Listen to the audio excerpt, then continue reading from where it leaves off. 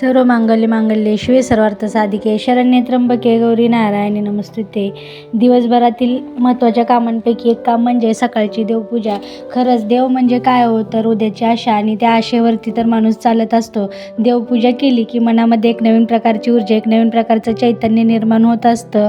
मला तर माझी देवपूजा कधी माझ्याकडून राहिली तर दिवस हा चुकल्यासारखा वाटत असतो. त्याच्यामुळं मी माझे जे काही नित्यसेवेचं वाचन पठण आहे ते करण्याचा पुरेपूर प्रयत्न करत असते. प्रत्येक गृहिणीसाठी तिचं देवघर आणि तिचा किचन ओटा हा तिच्या कर्तृत्वाचा एक अविभाज्य घटक असतो. मी तर माझ्या किचनमध्ये स्वतःला 5 स्टार हॉटेलची शेफच समजत असते. त्याच्यामध्ये मी नवीन पदार्थ करून मी माझ्या मुलाला आणि माझ्या नवऱ्याला बनवून देत असते. तो भाग वेगळा की त्यांना तो आवडेलच असं काही नाही. कुठं बाहेर जायचं म्हटलं की अगोदर सगळं घर आवरून मगच जावं लागतं. घरामध्ये जेवढ्या कमी वस्तू असतील तेवढं ते व्यवस्थित ठेवायला आणि बघायलाही खरंच खूप आवडत असतं मला. त्याच्यामुळे मी माझ्या घरामध्ये असे कमीत कमी वस्तू ठेवण्याचा प्रयत्न केला आहे, जेणेकरून ते थोडंसं नाही का स्वच्छ ठेवता येईल, व्यवस्थित वाटेल. तर इथं मी तुम्हाला एवढं सांगेन की घरामध्ये जेवढ्या कमी वस्तू ठेवता येतील तेवढ्या कमी वस्तू ठेवत जा. त्याच्यामुळं घर स्वच्छ आणि नीटनेटकं दिसत असतं. घरामध्ये एक नवीन प्रकारची पॉझिटिव्हिटी निर्माण होत असते. तुम्ही बघू शकता इथं माझं घर.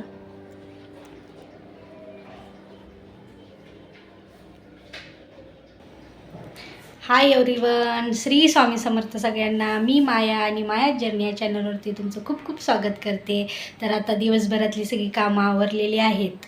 आता फक्त मला थोडंसं आवरायचं राहिलेलं आहे आणि आज मी माझ्या आवडीचं काम करणार आहे. तसं तर सगळ्याच लेडीजचं ते आवडीचंच काम असतं म्हणा.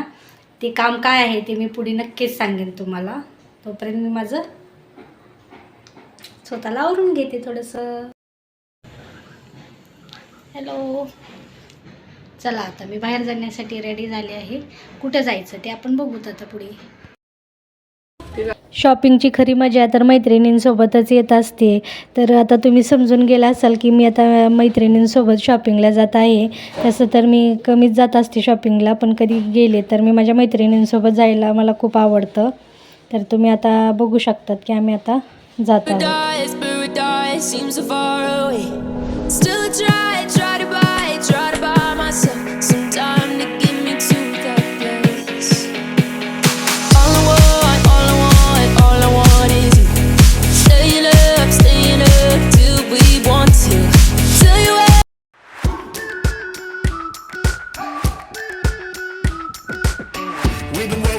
तर तुम्ही बघू शकता आम्ही आलो आहोत फुरसुंगीचे जे साडी गोडाऊन आहेत तिथं आता आम्ही आलो आहोत. आता आम्हाला थोडेसे असे ड्रेस घ्यायचे होते, तर बघूत आता कसे मिळतात ड्रेस, ते तुम्हाला मी दाखवणच. आणि हे जे साड्यांचे गोडाऊन आहेत ना, ते खूप असे रिजनेबल प्राईजमध्ये क्वालिटीच्या साड्या देत असतात. इथं खरंच खूप छान साड्या मिळत असतात आणि ज्या कुण्या माझ्या मैत्रिणींना साड्यांचा बिझनेस करायचा आहे त्या इथून साड्या घेऊ शकतात. त्या खरंच खूप साड्या अशा छान देतात ते.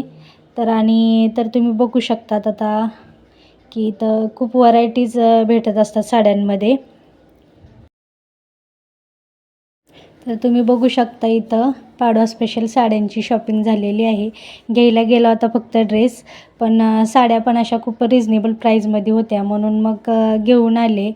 तर तुम्ही मला हा ब्लॉग कसा वाटला नक्की सांगा. आवडला असेल तर लाईक करा, शेअर करा आणि सबस्क्राईब करा. थँक्यू.